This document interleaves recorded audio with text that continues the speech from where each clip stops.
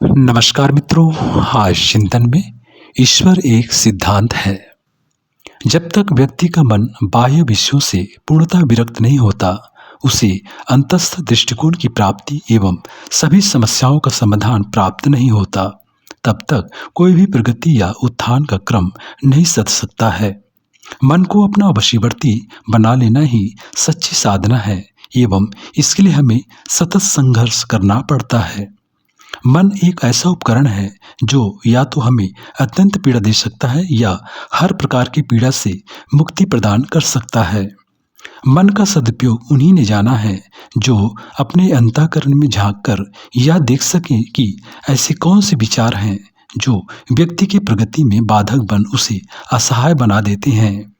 मन के बिना कोई कार्य सजता नहीं। यदि मन ही न हो तो मनुष्य अपने जीवन को किसी प्रकार सुखी समुन्नत नहीं बना सकता है। मन की क्रिया प्रणाली को पहचान जाना ही वास्तविक धर्म है एवं इसके बाद मनुष्य को अपने विकास की दिशा में बढ़ने में कोई कठिनाई नहीं रह जाती है। जब तक हमारा मन परिष्कृत नहीं है, उसमें जीवन को उज्जवल दिशाक्रम प्रदान करने की सामर्थ्य नहीं, तब तक हम केवल उसका उपयोग सामान्य प्रयोजनों के लिए कर सकते हैं, किसी असाधारण पुरुषार्थ के लिए नहीं।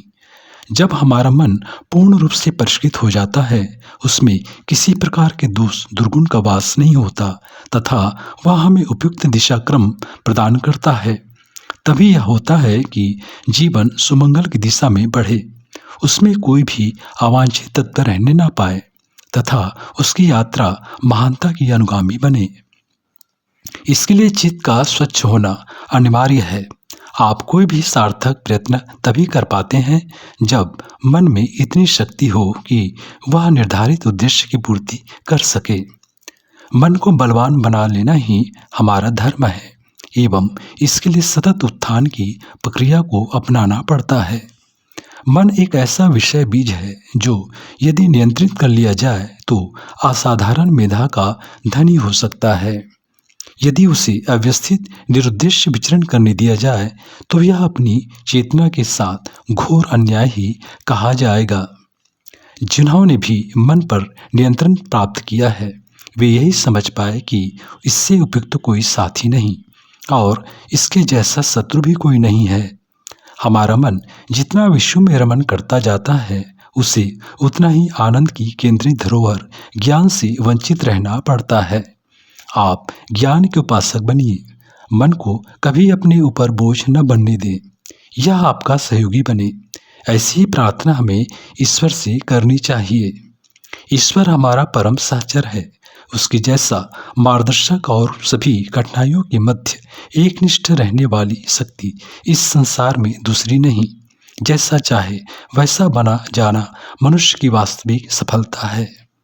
इसके लिए उसे त्याग की वृत्ति को अपनाना पड़ता है।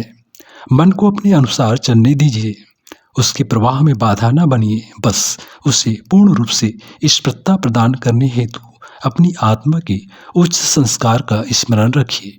जो ऐसा कर सका उसका जीवन धन्य है, क्योंकि मन की शक्ति को यथा योग्य कार्यों में लगाने हेतु हमें उसका नियमन करना आना चाहिए, जो कि तभी संभव है जब मनुष्य अपनी आत्मप्रेरणा से संयुक्त हो, उसे किसी प्रकार की चिंता न रहे तथा उसका क्रियाकलाप सदा उच्चतर उमंग का प्रतिनिधि बने। यही मन को साधने की प्रक्रिया है।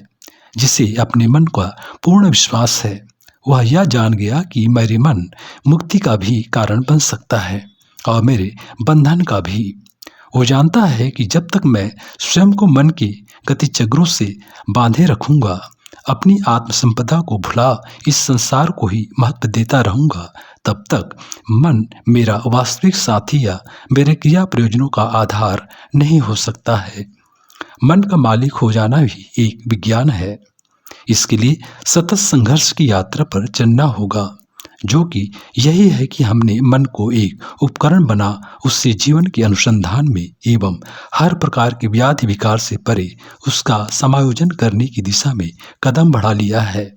ऐसा तभी होगा जब मनुष्य यह पहचान ले कि वह किसी महान सत्ता का प्रतिनिधि बनकर इस धरती पर आया है।